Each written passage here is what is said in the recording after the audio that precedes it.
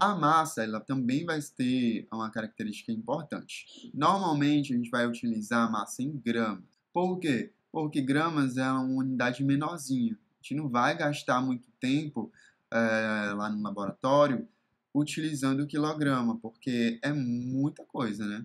Ou a gente pode utilizar também o miligrama, que é bem menorzinho. Então, essa massa, ela vai calcular a quantidade realmente de massa que está ocupando aquele espaço, tá? Então, você vai ter aqui a massa de 1 tonelada sendo igual a 1.000 quilogramas. A gente também pode colocar nessa notação aqui, ó, contando a quantidade de zeros, repetindo um zero e colocando a quantidade de zero aqui em cima. Mesma coisa aqui, ó, 1 quilograma é igual a 1.000 gramas. 1 tonelada é igual a 1 milhão de gramas. E 1 quilograma é igual a 1 milhão de miligramas.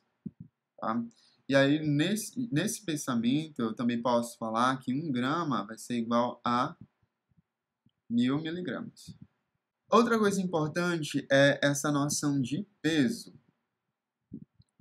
O peso, gente, vai ser diferente da massa. Então, peso e massa são algo diferente. O peso, você precisa lembrar que está ligado aqui a uma força que você é atraído por outro corpo, por exemplo, a Terra. Qualquer objeto perto da Terra vai ter um peso. Por quê? Porque você vai ter uma força que vai atrair esse objeto para a Terra.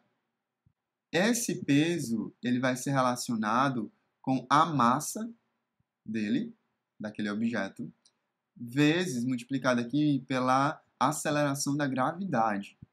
Tá? Então, o peso ele não é massa. Quando você vai lá na balança, eu vou ver aqui como é que está meu peso. A gente fala isso porque a balança ela utiliza o peso, né? Esse cálculo do peso. Porém, o que ela vai dar de resposta é a sua massa aproximada. Correto? E aí é o seguinte, ó, de acordo com o planeta que você tá, né? Você pode estar em Marte, você pode estar em Júpiter, dependendo desse planeta que você vai estar, o seu peso é diferente. Tá? Você pode ser mais leve, né? O seu peso pode ser mais leve lá na Lua, mais pesado lá no, sei lá, no Sol, né? Mas a sua massa ela vai continuar a mesma.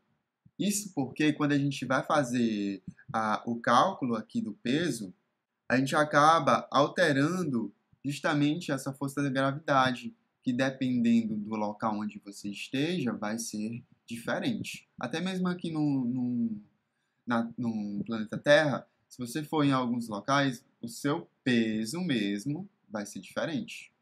Em relação aqui à densidade ela começa a complicar um pouquinho, porque você precisa ter a noção dessas duas grandezas, que é a massa e o volume. E é essa relação entre a massa e o volume que vai dar a nossa ideia de densidade. Por exemplo, você pode muito bem ter dois objetos com o mesmo volume, certo? Eu posso falar que é o mesmo tamanho, as mesmas dimensões. Saiu um pouco diferente aqui, mas considere. E aí eu posso ter um corpo que tenha a quantidade de massa, ó, assim. E outro corpo que tenha uma quantidade muito maior, assim, de bolinhas, ó. Ou seja, aqui você tem uma quantidade de massa bem maior. Matematicamente, a densidade desse aqui, eu vou colocar o número 1, vou colocar o número 2. A densidade do corpo 2, ela vai ser maior do que a densidade do corpo 1. Né? Isso porque em comparação aqui com o volume, sendo o volume igual, o que vai modificar é a massa. A densidade acaba sendo modificada por essa quantidade maior de massa. Por exemplo, vamos imaginar aqui que o volume dos dois, aqui o volume é 2 litros. Ou melhor, 2 milímetros cúbicos. Já a massa desse daqui, ó, eu vou falar que é 2 também. 2 gramas. E a massa desse daqui vai ser 4 gramas. Aqui eu tenho a densidade 1 do corpo 1 e aqui eu tenho a densidade 2 do corpo 2.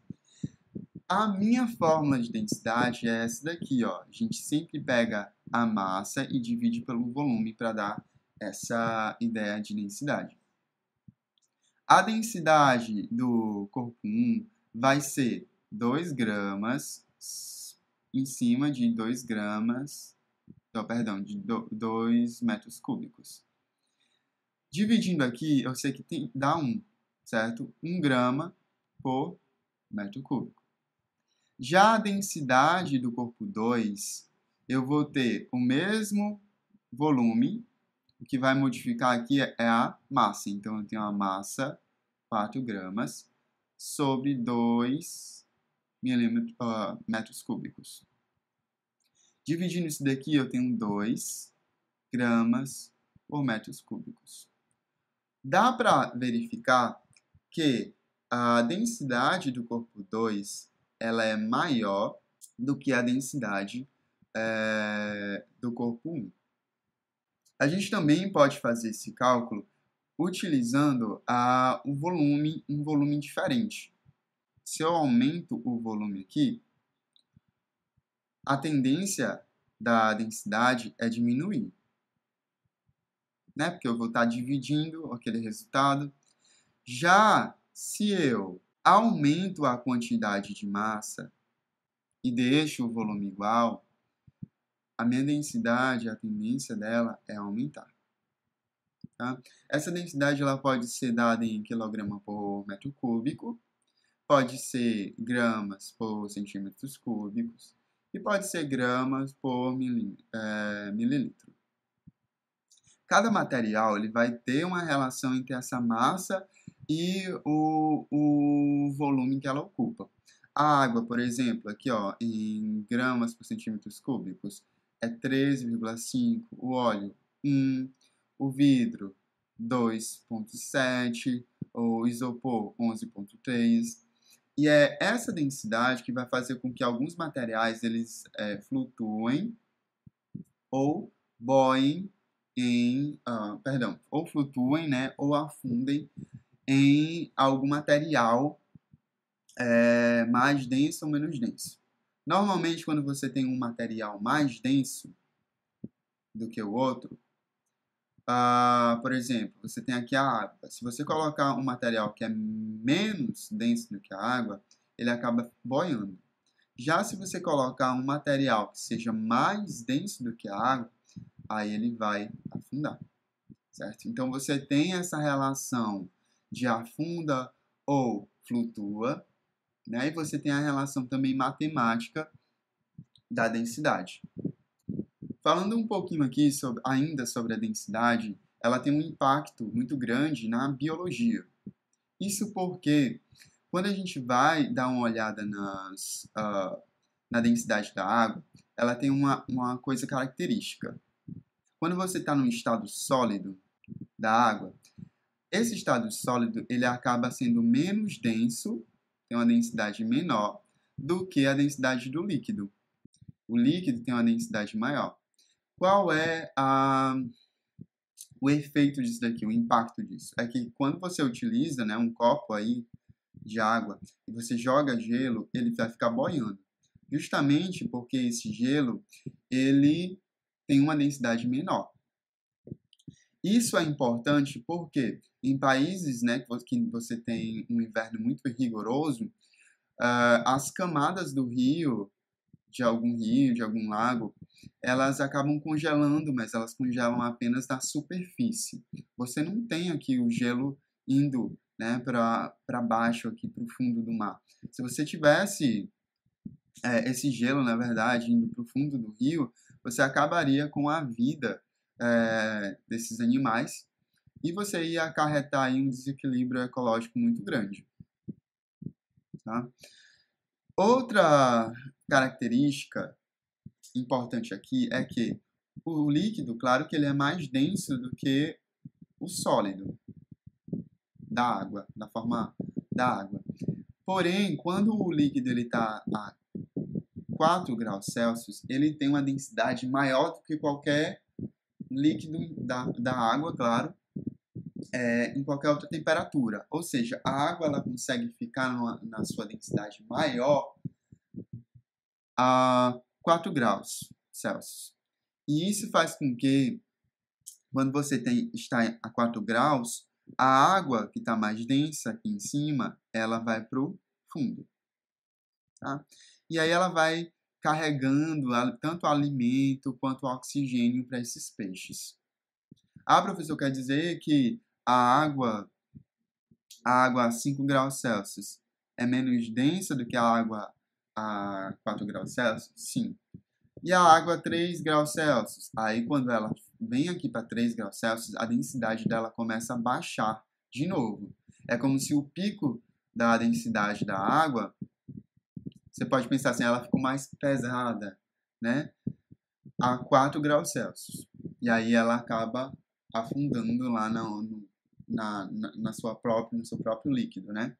Se você perceber, a relação aqui no estado sólido das moléculas, ela faz com que apareça esse espaço aqui, ó.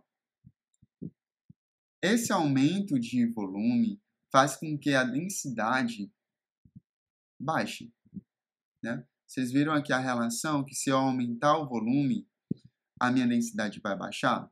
É justamente o que acontece aqui, ó. Tem muita molécula de água conseguindo ficar em um volume pequeno aqui no líquido.